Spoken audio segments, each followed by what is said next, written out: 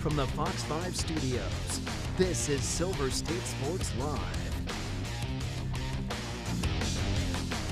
Happy Friday. We made it. We did. Yes. Welcome into Silver State Sports Live, the first of its kind daily live sports show keeping you up to date on the latest happenings across the valley. I'm Mariah Janos. And I'm Mike Davis. Today's news cycle is far from slow, and we're calling on our dedicated insiders to help us digest it all. We got Paloma Villicana on the road with the Runnin Rebels ahead of their season finale against San Diego State. We also got Tony Cordasco back in the fold. He's going to be all over that trade deadline in the NHL, which concluded earlier this afternoon. But the NFL remains the tried and true news here with news coming out of the Raiders organization this morning. Yep, reports out of the NFL are that the team is planning to release quarterback Geno Smith, barring a trade before the new league year begins on March 11th. Smith was with the Raiders for one season where he went 2-13 as a starter with 17 interceptions. The move clears $8 million in cap space while taking on $18.5 million in dead money. Upon news of the Raiders' plans to release the QB, Geno rattled off several tweets, including this one saying, "Let's see what this next 6 years has to offer. God is real." Interesting stuff Wow. there. And here to talk all things Raiders is Jesse Merrick of the Silver and Black Sports Network. Jesse, great to have you with us. So the writing was on the wall when it came to Geno Smith. It was a matter of, not if, but when this was going to happen. So everything obviously confirmed today with the Raiders parting with him. What was your immediate reaction to that news when you saw that this morning? Yeah, a move that will surprise nobody, right? I mean, everybody, like you said, saw this coming. It was just, again, a matter of if somebody would be willing to offer the Raiders some sort of compensation in terms of trade. You're looking at the Vikings, possibly even a return to the Jets, and that still very well could happen. Wow. But it sounds like they're probably going to ultimately end up releasing him because, again, if a team knows he's going to hit the open market, they know they got a chance to get him. So now they move forward and figure out who the backup or placeholder starter will be going forward. That's going to be the big question. Yeah, it's definitely going to be intriguing. Now, free agency starts up next week. You recently released a newsletter going over some of the, I guess you could say, moves that make sense in these free agents that are available. Who jumps out at you? Yeah, the big thing, look, the Raiders have the second most cap space in the league, so everybody looks around and says, they're just going to sit there and, throw bags at everybody. I don't think that's the right move for this team. Go back to the Khalil Mack trade. They had 5 first-round picks, whiffed on all of them except for Josh Jacobs, really, and now he's also not on the roster either. All 5 of those guys are gone, so they need to inject a lot of young talent back into this roster. And I think that starts with going to making a lot of shrewd moves. First of all, for me, we'll see what happens with Max Crosby. You go and get an edge rusher to complement him or to be your next guy going forward. And a real shrewd move on the market at that spot, to me, is Boye Mafe from the Seahawks. Now, a lot of people may be like, well, wait, he wasn't even a number 1 guy. But you go and dive into the metrics, and this guy is top 10, top 15 in a lot of different areas of his game. Even at pass rush win rate, which is a stat that's always fun to try and say on the air live, but I nailed that one, right? Well done. This guy's top 8 at the position in that. Better than guys like an Aiden Hutchinson, Max Crosby, you name it, Jalen Phillips, who's another guy out on the market. So that's a guy that I think when you sign him, his deal probably comes right around that top 22 mark at the position, but he's going to overplay that deal right there. And then obviously the center market, everybody wants to say Tyler Linderbaum from the Ravens. Right. Of course they're going to go all out on him. He could command $20 to $24 million a year. That's 20 to 24% of the cap space that the Raiders are going to have. And yes, if you can get him, you do it. But everybody thinks that he's going to be the guy that can fix their problems at center. So I don't know that necessarily is going to work out for the Raiders, even though it's a perfect fit in the scheme and Kubiak and all that stuff. I think he's going to look around and say there's other teams I can go to that are ready to compete right now. I loved Biadasz, who actually just came to terms with the Chargers. Yes. So I was like, oh, man, that's a tough one for the Raiders. So I think going forward, maybe they zero in on Lloyd Cushenberry, who the Titans released. He's got ties to both Kubiak and assistant head coach Mike McCoy as well. Done very good in a lot of zone blocking schemes. Another guy that I think makes a lot of sense for him. Sticking along the offensive line, Isaac Seumalo as well from the Steelers. This is a guy, when you look at what Clint Kubiak and the Raiders are going to want to do, a lot of zone blocking, and also they're going to want to do a lot of play action passing. This guy grades out in the 94th percentile in zone blocking, and then also in terms of play action pass blocking, he was top 5 at his position as well. So slots in really good for that. Defensively, some quick hitters for you. Reek Woolen, one guy that really stands out. I know you're a Philly guy as well too, with Nakobe Dean. Seems like a real shrewd one. Injuries the only issue with him. So I'm curious to see if that maybe comes to fruition for the Raiders in terms of filling out a lot of more, talent and young talent specifically on defense. Okay, a lot of good people to look out for there on the free agency front. Let me ask you this, because it seems like the entire country is obsessed with this story, Jesse. Max Crosby. I mean, this guy, it's just getting ridiculous there's probably an update right now on our phone every second, but there's not a ton of news.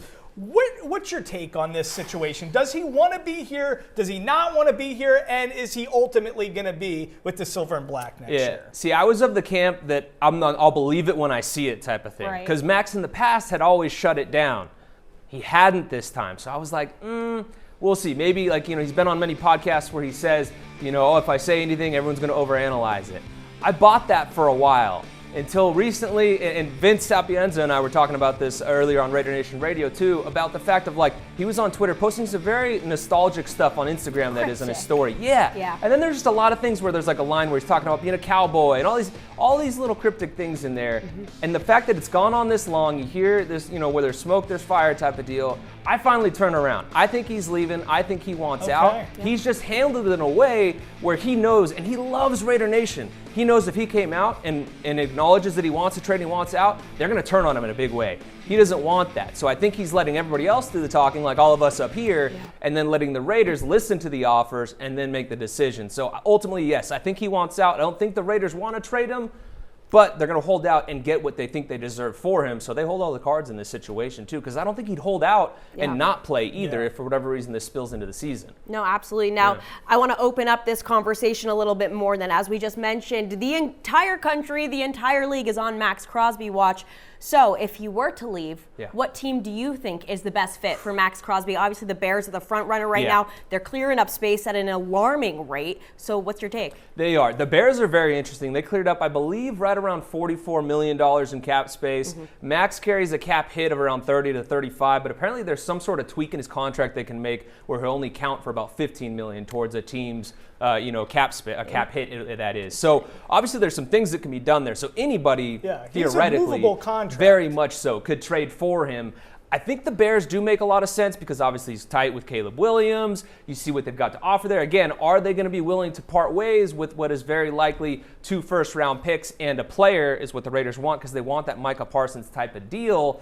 That's a steep ask. It is. But Max Crosby's that type of player. Yes, he's going to be 29 in August, and he's obviously got the mileage on him and everything. So maybe it's more of the 2 first-round picks that you should look to. The Bears can do that, but I think the kicker would have been throwing in a DJ Moore, who they just traded to Buffalo. I think if you look at another option, the Ravens is very intriguing. They've got the 14th overall pick in this year's draft. Is there a world where they would part ways with that and a future first-round pick? If they offer me that, I'd take the first 2 first-round picks and 14th overall in this year's draft. You can add 2 massive playmakers. I think ultimately they do end up having to settle on 2 firsts. I don't know if another player like a 3-time Pro Bowler and Kenny Clark like they got with Micah Parsons is coming back to Vegas for him. I know you want him in Kelly Green. I really, but listen, everybody wants to be in the business of Max Crosby. I think there's 2 pieces to the puzzle here. 1, a contender, and 2, a team where he could step in and actually have a little bit easier of a job than he's had with the Raiders. I mean, if he's opposite in Detroit of Hutchinson, that's amazing. If he goes to Philly and Jalen Carter's still on the team, which I don't love these reports of him also being thrown in the mix, to me it's about packaging him on a D-line where there can be one of the best defensive lines of all time if he enters the mix with some of these teams. So that's how I feel. Yeah, I mean, I think it's certainly going to be interesting. Obviously, like we've said multiple times at this point, everyone wants in on this. Everyone wants a piece of the Max Crosby pie. So we'll see what ends up happening there. Jesse, thank you so much. You are beyond knowledgeable. We appreciate you. Still to come on Silver State Sports Live. The NHL trade deadline was at noon today. We're breaking down how the Golden Knights fared and how it impacts their chances at the Cup.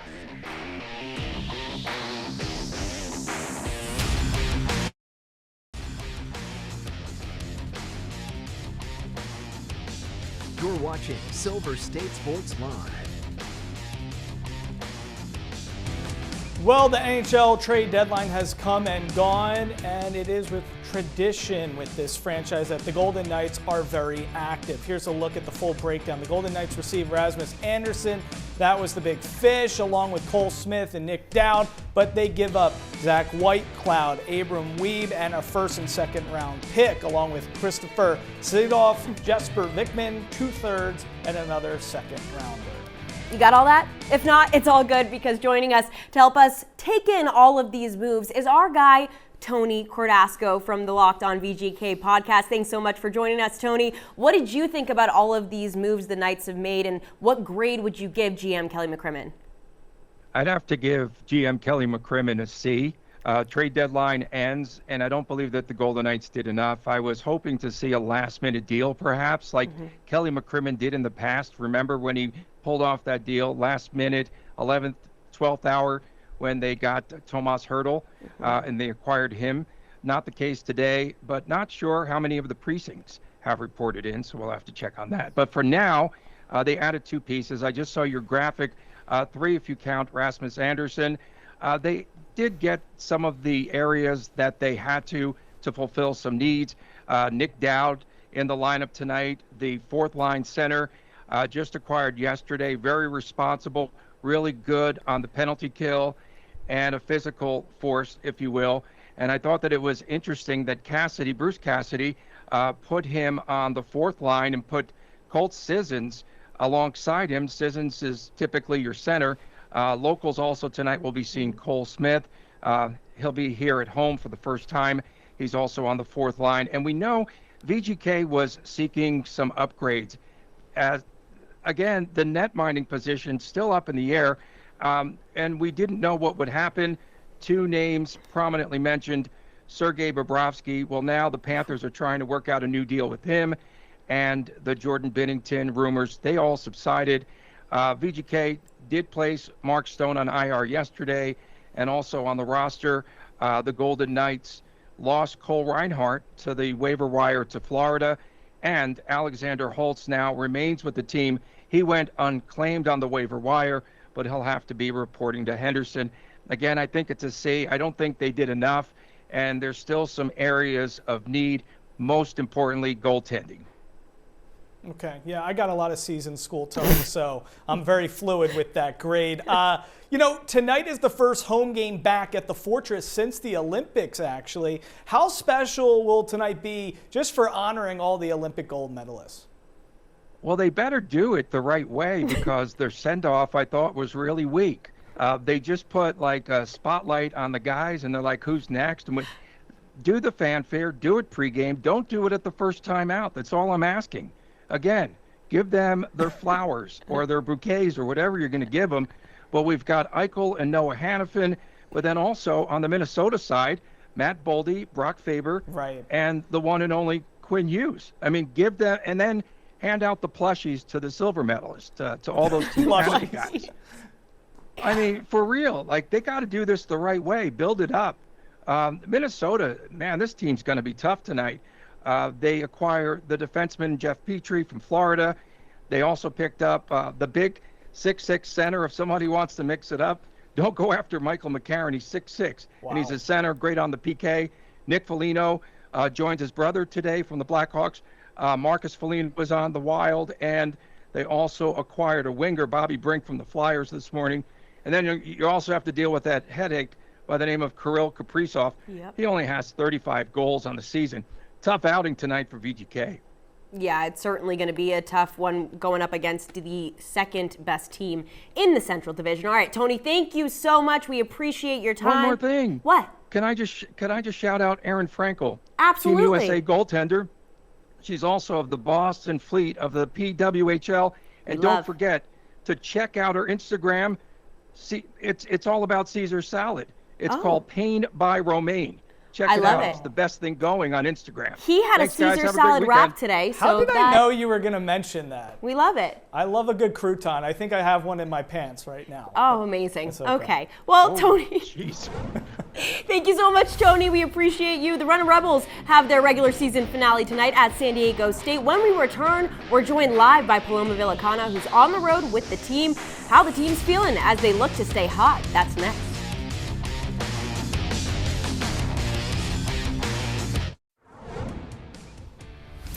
All right, meanwhile, the Women's Mountain West Tournament gets underway tomorrow. Here's a look at the bracket. Lindy LaRock and the Lady Rebels hold the number 2 seed.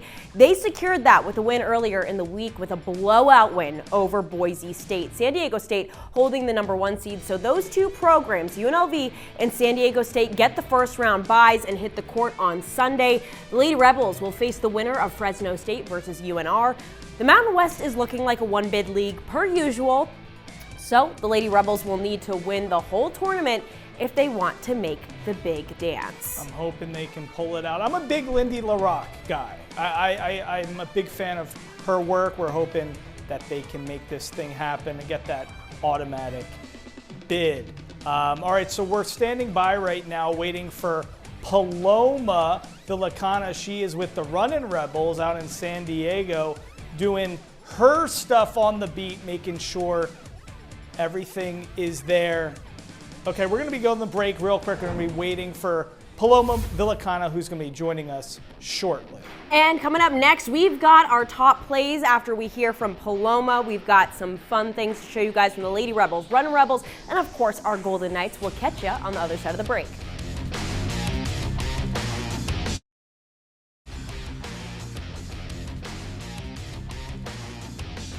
You're watching Silver State Sports Live. All right, welcome back to Silver State Sports Live. The Runnin Rebels are closing out the regular season tonight. Yes, and our very own Paloma Villicana is on the beat, so we're going live to San Diego. Look at that beautiful face there. Paloma, Josh Pastner's squad has won 6 of the last 8, including a dominant win last time out over the top team in the conference, the Utah State Aggies. So where's the team's head at right now? What are the vibes around this team, PV? Yeah, really high. They've been high all season long. You know, I really haven't seen this team lower their head. They have the best guard in the country, Dre Gibbs-Lawhorn, on their team, who scored over 20 points over 9 games this season. I know he had a quiet game on Tuesday night against Utah State, but really Josh Pastner said he has really grown into that point guard position. Now, these guys did not play at their last schools. A guy like Dre Gibbs-Lawhorn did not play, rode the bench at Illinois. So to see these guys like Tyron Jones, like Dre Gibbs-Lawhorn, Howie Fleming, I mean, they're all having their best season here at UNLV. So a lot of credit to Josh Pastner to take a short-handed squad. These guys aren't even the starters. These guys are the backups. So for them to come out and win these last couple games, huge win over Utah State on Tuesday, knocking off first place Utah State. The Mountain West is tough. I mean, Coach Pastner can say this is a physical league. And tonight they're getting ready for another 40-minute matchup against SDSU. We're talking about the Runnin Rebels' hot streak right now. SDSU has lost 4 of their last 5 games. So when I talk to Coach Pastner and I talk to the Runnin Rebels, they are locked in on winning the Mountain West Championship. Okay, yeah, some interesting nuggets there with momentum. So Paloma, what would a win over San Diego State tonight do for this team? Would a win against another one of these top teams in the conference, what would it be like for them heading into the Mountain West tournament? How big of a deal? Coach Pastner says on the Reb Zone, every team right now is just beating each other up. They're all trying to get that first round bye in the Mountain West tournament next week at the Thomas and Mack. And the Runnin Rebels, they just want to keep winning. This team hasn't played in the NCAA tournament since 2013. It's been 12 years since the Rebels have been dancing. And I know that's kind of hurts to hear for Runnin Rebels fans. But Josh Pastner is full of positivity, I would say, even after a loss. He's really back in the film room working with his guys. And, he told me once he called out his team after that GCU loss, saying this is the worst team he's ever coached defensively. I think these guys have really woken up and turned things around defensively. So They got to win on the road. They got to keep winning. They got to win the Mountain West Championship to get into the NCAA tournament and to keep playing. So a must-win game on the road for the Rebels tonight. All right, Paloma, thank you so much. Always bringing the energy. Have fun out there tonight. Thanks, Mariah.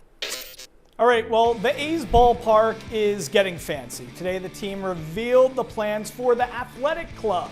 It's described as an all-inclusive hospitality experience located directly behind home plate. The space will have a private restaurant, a full bar, and so much more. The Athletic and Diamond Club will go on sale later this month. to those on the priority access list. For fans interested, you can schedule an in-person appointment at the Ballpark Experience Center at Uncommons. And you can see the A's tomorrow and Sunday at Las Vegas Ballpark as the team gets set to take on the LA Angels as part of Big League Weekend. You can catch all the action here on Fox 5 Las Vegas. First pitch is set for 1:05. All right, Mariah, it is finally time. Yeah, Mike, here we go. Here we go, everyone. For the very first time on Silver State Sports Live, we're going to dive into Vegas's top plays from this week, starting at number 3. Runnin Rebels versus Utah State. Howie Fleming Jr. double team down low. The absolute dime around the defender to Walter Brown for the slam on the way to the season sweep of the Aggies. Coming in at number 2, Golden Knights Red Wings OT on the power play. The feed from Marner to Tomas Hertl in front. He rolls out, beats Talbot to the blocker side and buries it. Knights collect a crucial 2 points on the road. And finally, at number 1, our top play of the week, Lady Rebels season finale against Boise State. There's a reason why UNLV is at the top of the conference each year, and this is why. Destiny Leo puts it up from the wing, gets knocked down in the process, and she still lands the bucket. A 4-point play on the way to the Broncos beatdown. And like we mentioned, the Lady Rebels Mountain West Conference tournament play begins on Sunday. We can't wait to see how far they make it there. I love it. I love these top plays of the week. We should get some top plays from some youngsters in the community too. Absolutely, absolutely. So if you're watching at home and you got some kiddos out there making some sick plays, send them in to us. We want to see it. You get featured right here. But that will do it for this episode of Silver State Sports Live. We will see you next week.